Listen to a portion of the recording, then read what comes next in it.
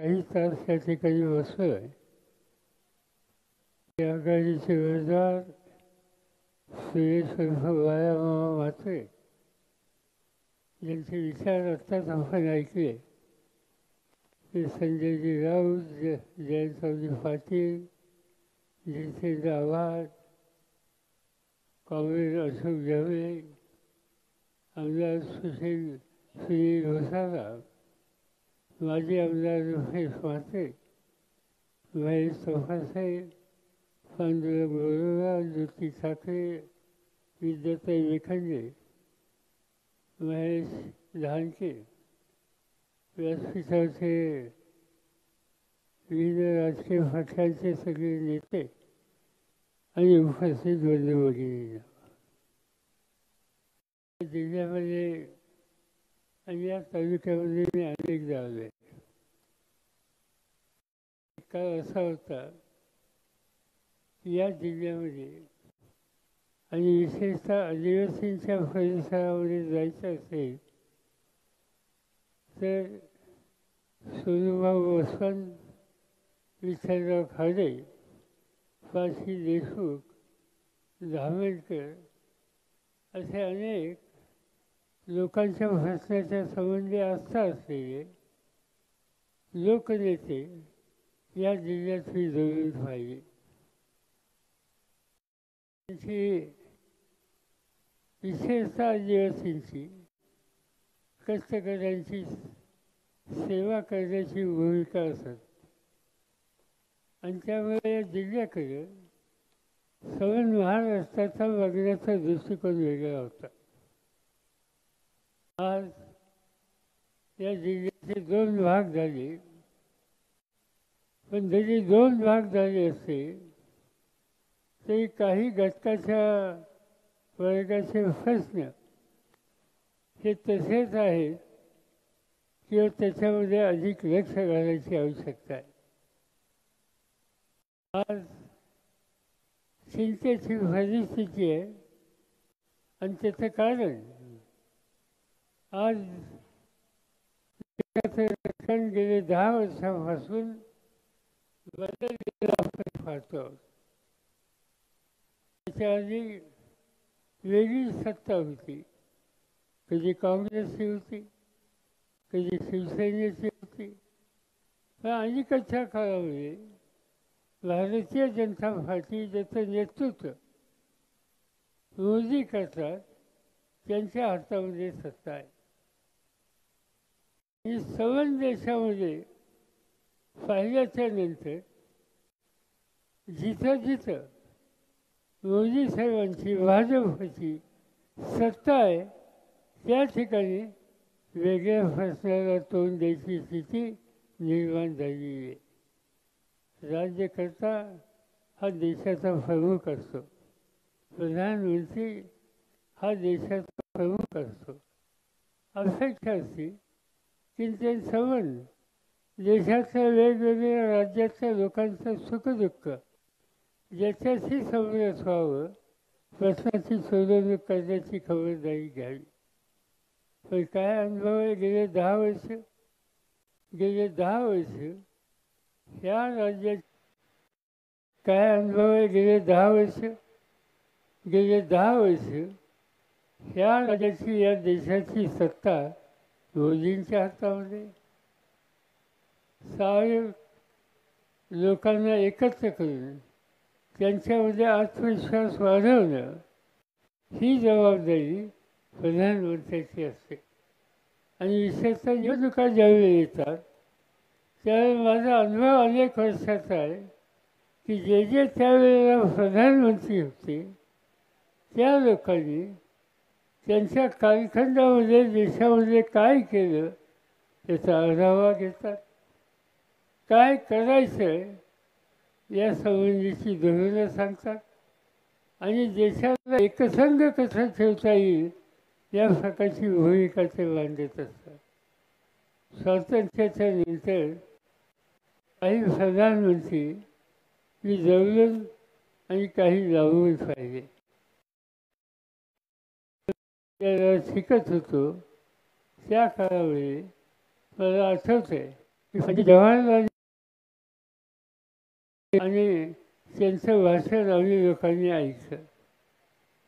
त्यांच्या सवय भाषणामध्ये स्वातंत्र्याच्या आंदोलनामध्ये काय केलं आणि स्वातंत्र्य मिळाल्याच्या नंतर काय करणं आवश्यक आहे आणि काय करणार आहोत या प्रकारचा आढावा त्या ठिकाणी होता. नंतरच्या काळामध्ये इंदिरा गांधींची भाषणे आम्ही ऐकली. गरिबी घालवण्याच्यासाठी त्यांचा काय आग्रह होता हा कथाक्षणी त्या मांडत असत.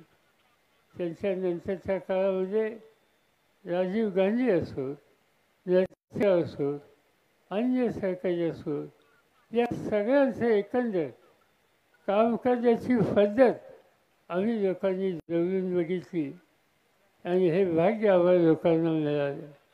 पण एकच प्रधानमंत्री आम्ही असे पाहिले ज्यांचं नाव नरेंद्र मोदी आहे की यांच्या 10 वर्षाच्या कालखंडामध्ये लोकांच्या हिची भूमिका कोणती, सामाजिक आणि देशाचं ऐक्य हे मजबूत करण्याच्यासाठी आम्ही काय केलं या प्रकारचा आढावा त्यांनी घेतलेला नाही. त्यांचं भाषण ऐकलं तर त्यांच्याही भाषणामध्ये टीकाची फळी, विरोधकांच्यावर टीका, अन्य सरकारांच्यावर टीका, पत्रकारांच्यावर टीका, काही स्वतः काय केलं हे सांगण्याच्या ऐवजी दुसऱ्याच्या टीका करण्याच्या संबंधीची भूमिका सातत्याने ते या देशामध्ये करत असतात. आणि म्हणजे असा प्रधानमंत्री आज या देशाच्या समोर आहे. किती प्रश्न उभे राहिले. आज असं दिसतंय काँग्रेस ढवळेंनी आपल्या भाषणामध्ये काही गोष्टी सांगितल्या, अन्य सरकारांनी सांगितल्या. आज काय चित्र या देशामध्ये? आज या देशामध्ये हे चित्र दिसतं आहे की या देशामध्ये लोकशाही पद्धती जिचा आपण स्वीकार केला त्या लोकशाही पद्धतीवर घाला घालण्याच्या संबंधीची खबरदारी आजचे राज्यकर्ते आणि विशेषतः मोदी साहेब हे सातत्याने करत असतात. अनेकांची उदाहरणं या ठिकाणी आली.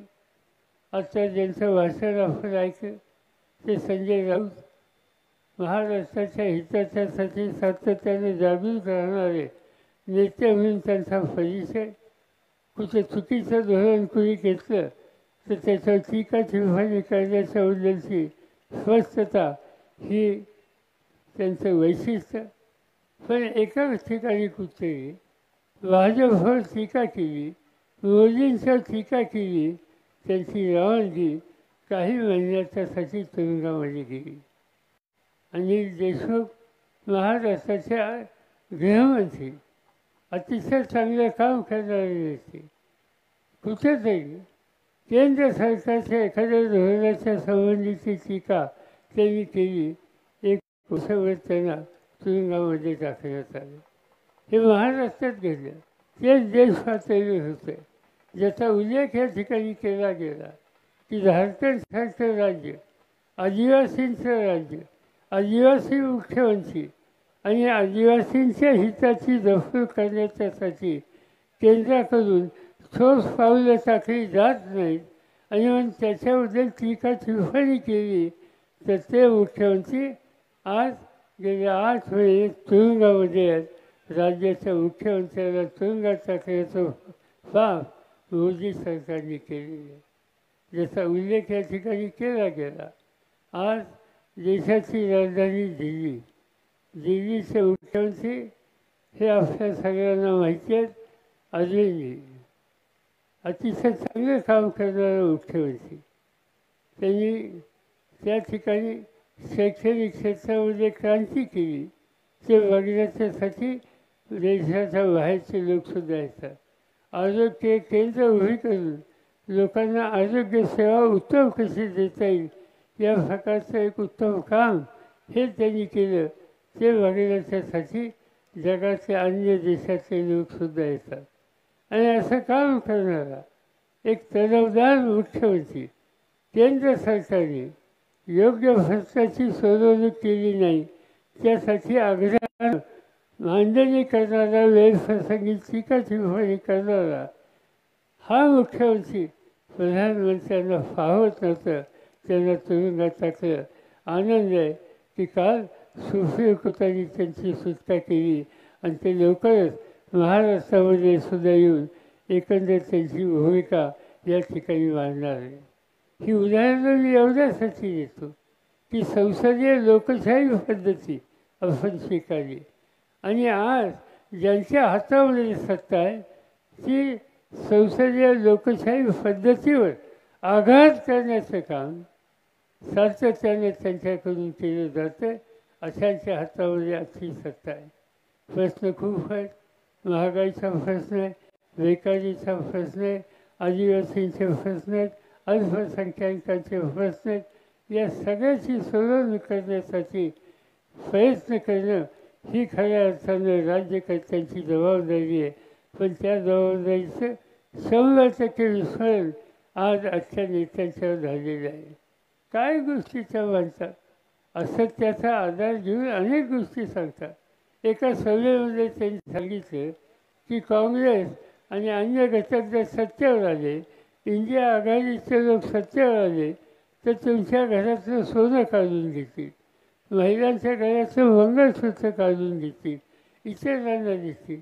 इतका असत्यपणाची भूमिका या देशामध्ये कुठल्याही प्रधानमंत्र्यांनी कधी मांडली नाही. ती आज मांडून लोकांचा भ्रमनिरास करायचं काम मोदी साहेब करतात आणि त्यामुळं अशांच्या हातामध्ये सत्ता ठेवणं हे देश हिताचं नाही. आणि त्यासाठीच या लोकसभेच्या निवडणुकीकडं आपण अत्यंत गांभीर्यानं बघितलं पाहिजे. माझी आपल्या सगळ्यांना आग्रहाची विनंती आहे की ही निवडणूक देशाला योग्य रस्ता दाखवणारी झाली पाहिजे. आणि ती जर व्हायची असेल तर नरेंद्र मोदी आणि त्यांच्या विचाराचे जे घटक आहेत त्यांचा 100% पराभव करणं आणि त्या ठिकाणी आज या आघाडीच्या वतीनं डाव्या विचारकर्त्यातून विविध राजकीय पक्ष आज एकत्र येऊन एक नवीन रस्ता दाखवण्याचा प्रयत्न करतात. त्या प्रयत्नाला तुम्हा सगळ्यांची साथ ही मिळणं अत्यंत आवश्यकता आहे. आणि मला आनंद आहे की त्यासाठी सुरेश म्हात्रे उर्फ बाया मामा यांची निवड या ठिकाणी आम्ही सगळ्यांनी केली. त्यांचं जिल्हा परिषदेचं काम हे आपण जवळून पाहिलेलं आहे. असं काम करणारा, लोकांच्याशी बांधिलकी ठेवणारा आणि ज्यांच्या हातात सत्ता काढून घ्यायची त्यासाठी पर्यंतची कष्ट आणि किंमत देणारा असा हा उमेदवार आज तुम्हा सगळ्यांच्या समोर आहे. ज्यांची खून तुम्हा सगळ्यांना ठाऊक आहे की तुतारी वाजवणारा माणूस त्याच्यासमोरचं वचन दाबा, मोठ्या वचनाने त्यांना विजयी करा आणि ठाणे जिल्ह्याचं नावलौकिक देशामध्ये वाढवा एवढंच सांगतो आणि पुढच्या कार्यक्रमाला जायला तुमची परवानगी घेतो. जय हिंद, जय महाराष्ट्र.